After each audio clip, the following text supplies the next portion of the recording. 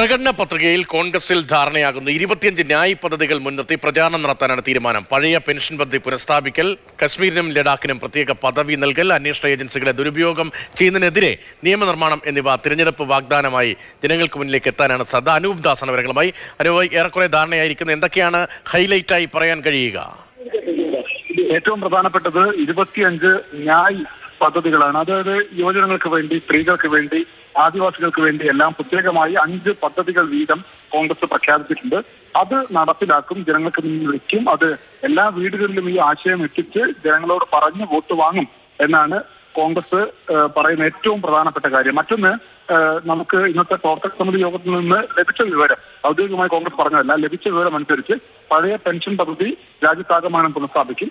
ജമ്മു കാശ്മീരിന് സംസ്ഥാന പദവി തിരിച്ചു നൽകാനുള്ള ഇടപെടൽ നടത്തും. ലഡാക്കിന് പ്രത്യേക പദവി നൽകും. ഒപ്പം തന്നെ അന്വേഷണ ഏജൻസികളെ ദുരുപയോഗം ചെയ്യുന്നതിനെതിരെ നിയമനിർമ്മാണം നടത്തുമെന്നതാണ് പ്രധാനപ്പെട്ട കാര്യമായി കോൺഗ്രസ് ജനങ്ങൾക്ക് മുന്നിൽ വെക്കാൻ പോകുന്നത്. മാത്രമല്ല, മോദിയല്ല, കോൺഗ്രസ് ആണ് ആദ്യം ഗ്യാരണ്ടി ജനങ്ങൾക്ക് നൽകിയത് എന്ന് കോൺഗ്രസ് പറയുന്നു. കർണാടകയിലെ തെരഞ്ഞെടുപ്പിന്റെ സമയത്ത് രാഹുൽ ഗാന്ധിയാണ് ആദ്യം ജനങ്ങൾക്ക് ഗ്യാരണ്ടി നൽകിയത്. അതെല്ലാം കോൺഗ്രസ് നടപ്പിലാക്കി.